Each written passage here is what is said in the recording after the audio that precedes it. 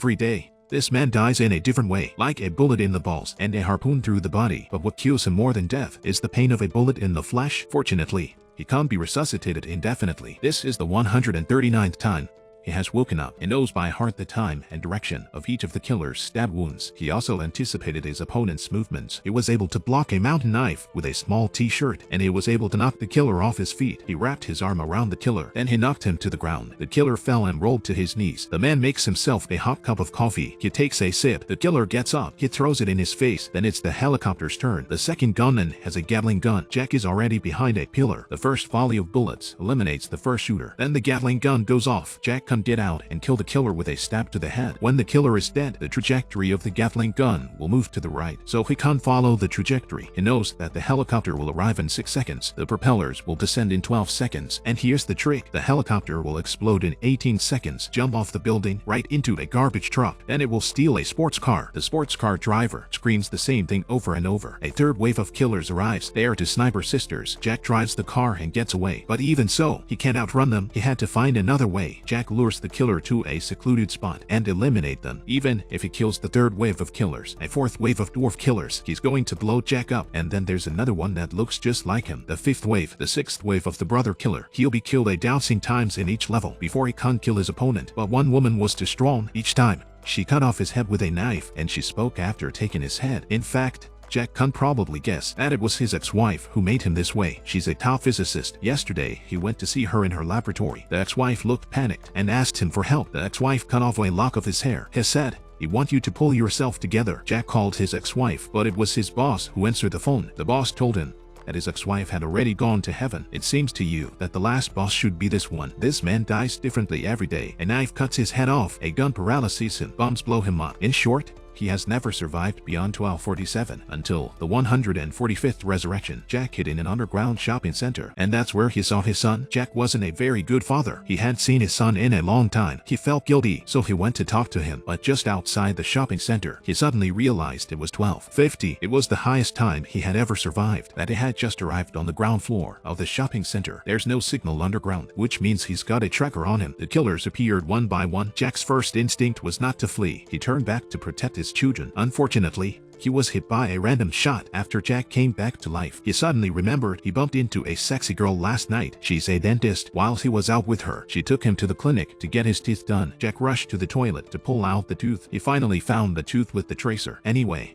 from that day on, Jack was able to anticipate the killer's movements. He pulled out the tooth, and he lures the killers into the room. Then, one by one, he kills them. The bearded killer was also shot by Jack. The same way, after eliminating all the killers, Jack killed the killer who looked like him. Then he disguised himself as him and used his identity card to infiltrate the base. He entered the building without incident. He got into the lift and headed for the top floor. A soldier is in the lift and asks Jack to swipe his card. Jack swipes his card and realizes that he does not have access to the building. He is then killed by the soldier. The fourth boss level. He arrives at the lift. He preemptively kills the soldier. He gets out of the lift. Outside, all the security guards point their guns at him. Jack shoots himself in the head. The security guards are shocked. Jack kills the soldier for the 5th time. He then realized that there was a camera in the lift. No wonder there are so many security guards waiting for him. The 6th time, Jack pretended to be a soldier in the morning. In the end, he wasn't spotted by the camera. Jack arrived in the entrance hall, but he found the killer with the long knife waiting for him. Jack had a gun. The killer had a knife, and it was obvious that Jack was going to win, but he couldn't touch it at all. The gun was cut by the knife. Then he cut Jack's head off. Resurrected for the 152nd time, Jack grabbed a machine gun, but the killer dodged everything. He cuts his head off again. The man repeats his day by different killers throughout the day. Then he finds a way to get rid of them, but each time, the killer with the long sword cuts off his head. So Jack found a Chinese sword master. Jack begged the master to teach him. The master agreed. He was resurrected 158 times. Both used their hands as swords. At first, Jack is beaten by the master, resurrected 161 times. We have a foundation. Both men used their sticks like swords. Jack was always beaten by the master. Under the master's careful teaching, Jack gradually understood the meaning of the sword. It could begin to use a wooden sword. Resurrected 198 times. He was able to fight the master with a real sword. He defeated the master. Then he returned to the room. He saw the long knife killer again. Jack put down his weapon. He did not surrender. He picked up the sword from the wall. The girl with the knife flew straight at him, but Jack was solid as a rock. The killer ripped out an inch of his hair into swings of the sword. Jack had had his head cut off dozens of times. This time,